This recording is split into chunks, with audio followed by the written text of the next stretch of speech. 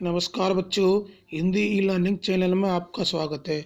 बच्चों, आज हम पढ़ेंगे शिक्षा निदेशालय की वर्कशीट नंबर 47, सब्जेक्ट हिंदी, और पाठ का नाम है राम लक्ष्मण परशुराम संवाद, जिसकी पुनरावृत्ति आज हम पढ़ेंगे।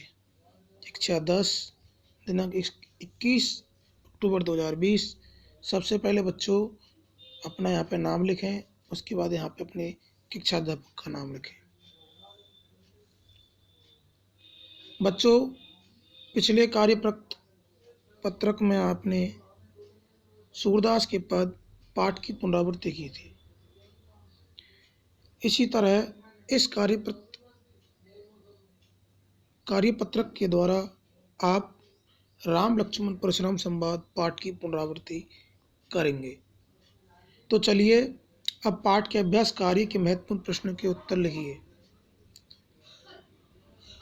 परशुराम के क्रोध करने पर लक्ष्मण ने धनुष के टूट जाने के लिए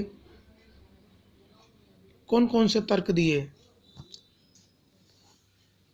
देखिए बच्चों, जब धनुष टूट जाता है तो परशुराम क्रोध करता है, तो लक्ष्मण ने धनुष के टूट जाने के लिए उन्होंने तर्क दिए।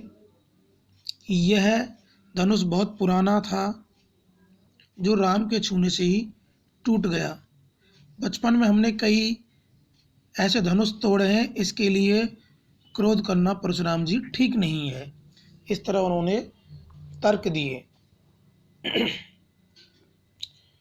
प्रश्न नंबर 2, परशुराम के क्रोध करने पर राम और लक्ष्मण की जो प्रतिक्रिया हुई, उनके आधार पर दोनों के स्वभाव की विशेषता अपने शब्दों में लिखिए। देखिए बच्चों, परशुराम के क्रोध करने पर जब राम लक्ष्मण की जो प्रतिक्रियाएं वो इस प्रकार हुई कि लक्ष्मण ने तो व्यंग्यपूर्वक परशुराम जी का विरोध किया, जिससे लगता था कि जो लक्ष्मण जी का स्वभाव है वो उग्र स्वभाव का है। लेकिन उसी वक्त राम बिल्कुल शांत हृदय से उनकी सारी बातचीत सुनते रहे और उन्होंने लक्ष्मण को भी टोका। इस प्रकार राम शांत स्वभाव के थे।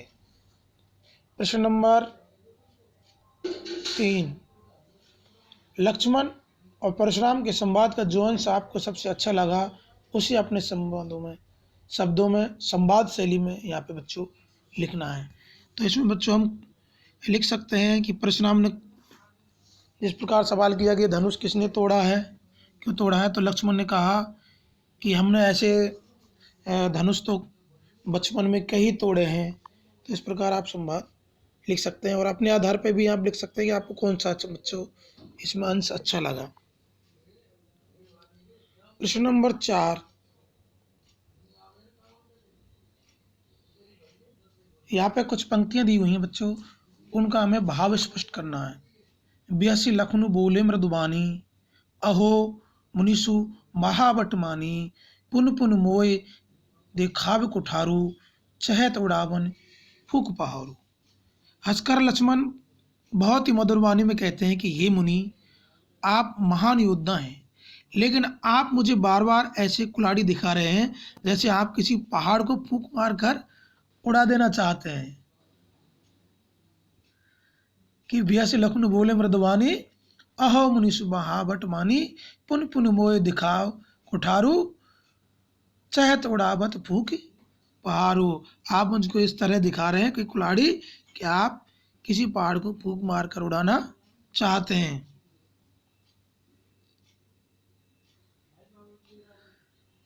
यहाँ कुम्हड़ बतिया को नाही, जे तर्जनी देख मर जाही, देख कुठारू शासनवाना, मैं कहूँ कहाँ सहित अभिमाना।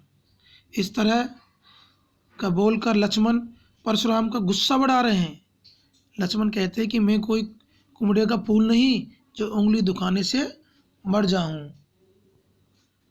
देख कुठारू सरासर बाना, मैं कहूँ कहाँ सहित अभिमाना। मैंने ऐसी कोई बात नहीं की है जिससे मेरा अभिमान दिखता है। इससे लक्ष्मण व्यंग्यपूर्वक परशुराम के सामने ये चेष्टा कर रहे हैं कि वो लक्ष्मण को कमज़ोर नहीं समझे कि हे परशुराम जी, इसमें मेरा कोई भी अभिमान नहीं दिख रहा है। प्रश्न नंबर 5, दूसरों की क्षमताओं को कम नहीं आंकना चाहिए, इस शीर्षक पर अपना कोई अनुभव लिखिए अथवा कल्पना कर एक कहानी लिखिए। बच्चों, इसमें आप खुद भी अपने अनुभव के आधार पर लिख सकते हैं। अगर आपने कहीं भी देखा है कि आपको वैसे तो कोई छोटी चीज़ दिखाई दे रही है, आप उनकी क्षमताओं को कम आंक रहे हैं, लेकिन उनके काम अच्छे हैं। जैसे कोई भी देख सकता है, आप दीवार पर कोई चढ़ती हुई चींटी देख सकते हैं, या वो गाय की देखन में छोटे लगे घाव करे गंभीर, जैसे कोई इस पर आपको एक कहानी लिखनी है। ऐसे आप सुई कह सकते हैं कि सुई को हम वैसे छोटा आंकते हैं, छोटी चीज़ आंकते हैं, लेकिन वो बहुत से अच्छे उससे सिलाई करके काफ़ी कपड़े बना सकते हैं, या और भी आपके मन में जो भी आपके अनुभव है उसके आधार पर आप कल्पना करके एक कहानी लिख सकते हैं। नीचे आप कोरोना से संबंधित एक संदेश लिखा है कि कोविड-19 के विरुद्ध लड़ाई में सुरक्षित रहने के लिए मास्क पहनें और अपना ख्याल रखें। अगर आपने अभी तक हमारा चैनल सब्सक्राइब नहीं किया है तो हिंदी लर्निंग चैनल सब्सक्राइब करें। धन्यवाद। अपना ख्याल रखें।